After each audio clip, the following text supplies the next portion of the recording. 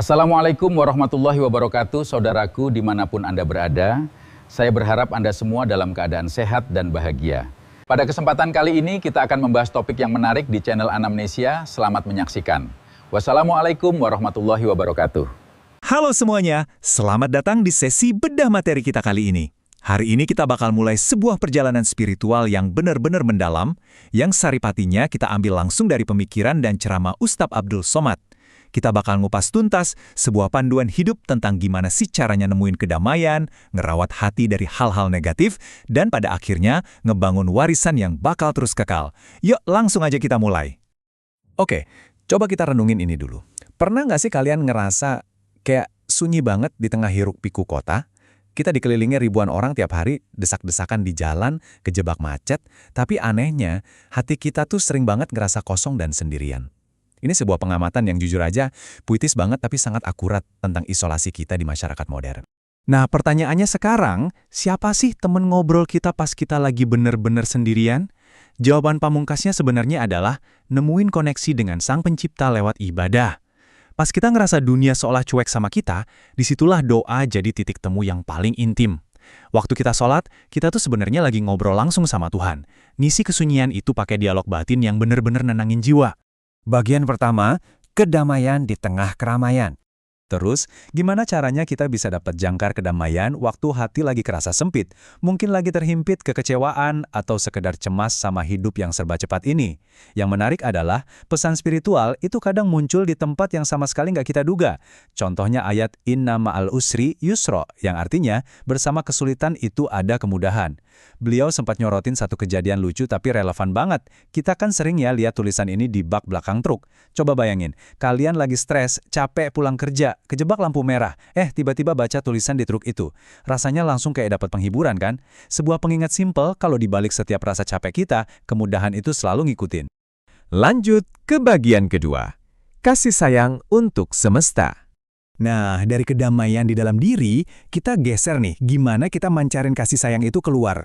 Kedamaian batin itu nggak akan lengkap kalau kita nggak ngasih welas asih ke dunia sekitar kita. Ini benar-benar menunjukin kontras yang luar biasa soal empati.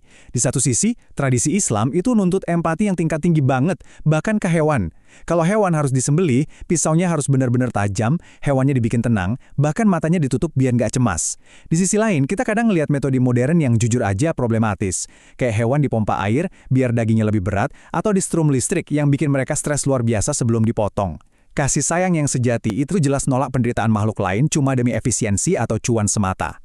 Ada satu prinsip tegas nih, kalau emang harus membunuh, lakuin dengan baik. Sekali pukul. Ustadz sempat ngebagiin satu anekdot yang ngena banget.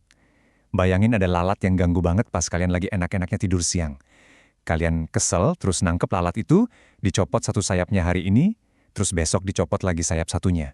Nah, ini nunjukin kalau nyiksa binatang, sekecil atau sengeselin apapun binatang itu, dilarang keras. Empati kita itu harus mencakup semua makhluk hidup, nggak ada pengecualian. Dan empati ini, luar biasanya, juga merambah langsung ke alam semesta loh. Nebang pohon sidir atau pohon bidara tanpa alasan yang jelas, itu disamain kayak ngilangin tempat berteduh buat musafir dan hewan yang lagi kepanasan.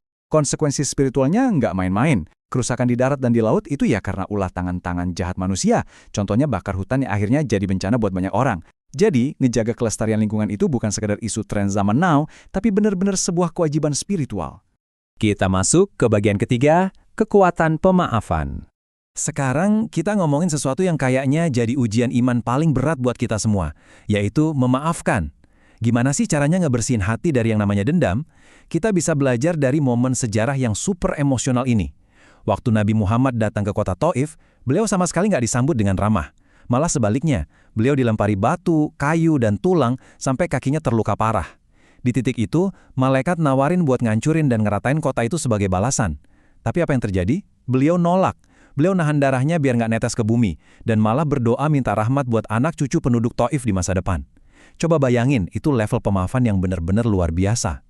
Coba kita telusuri satu perjalanan kesabaran yang luar biasa lainnya. Di Perang Uhud, paman Nabi yang sangat beliau cintai, Hamzah, diburu dengan brutal. Bahkan jenazahnya dimutilasi sama pria bernama Wahsy. Bertahun-tahun berlalu, kebayang gak sih beratnya duka itu? Sampai akhirnya tiba momen penaklukan Mekah, hari kemenangan yang benar-benar mutlak. Dan Wahsy, sang pembunuh pamannya itu, datang nemuin beliau. Meski rasa kehilangannya pasti masih membekas, Nabi milih buat nahan ego dan tetap memaafkan orang yang udah ngerebut nyawa pamannya. Jadi poin krusialnya itu dapat banget di kalimat ini. Ini bukan hari balas dendam. Ini adalah hari berkasih sayang. Kemenangan sejati dan kekuatan spiritual paling tinggi itu gak pernah ada hubungannya sama pembalasan. Justru kekuatan terbesar kita itu ada pada kemampuan buat ngelepasin rasa sakit yang udah lama kita pendam demi sebuah pengampunan. Bagian keempat, resap hati bersih. Pelajaran-pelajaran sejarah yang keren tadi pastinya harus bisa kita terapin di kehidupan sehari-hari dong. Buat nyerap energi positif dan ilmu, kita bisa mulai pakai metode yang simple banget dan jujur aja agak lucu. Namanya metode 4D. Pertama, datang. Kedua, duduk. Ketiga, dengar. Keempat, diam. Sederhana kan?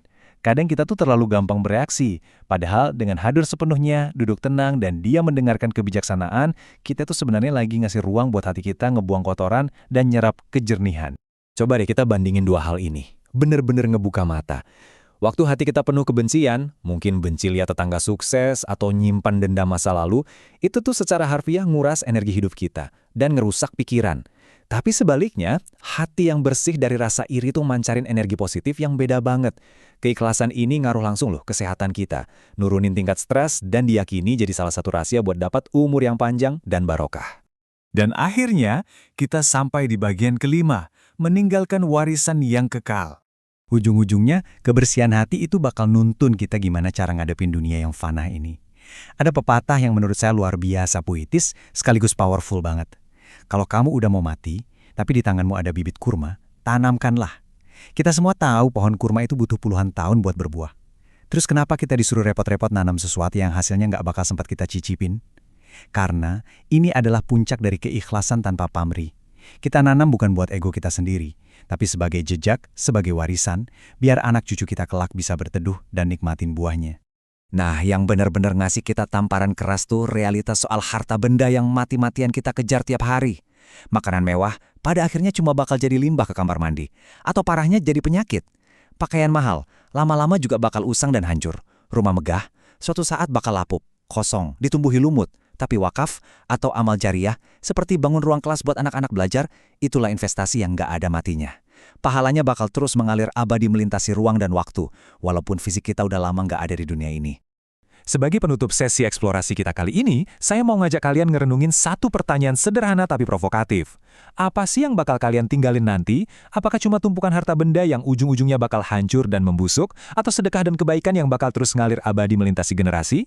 Yuk kita mulai rawat hati kita dari sekarang, bersihin dari semua rasa benci, dan jadilah seseorang yang ninggalin warisan kebaikan buat dunia. Terima kasih ya udah nemenin saya belajar di sesi ini. Mari kita terus tebar energi positif ke sekitar kita. Apabila Anda suka dengan konten dari Anamnesia, segera tekan tombol subscribe dan like, serta nyalakan lonceng notifikasi agar Anda tidak ketinggalan update konten berikutnya. Terima kasih.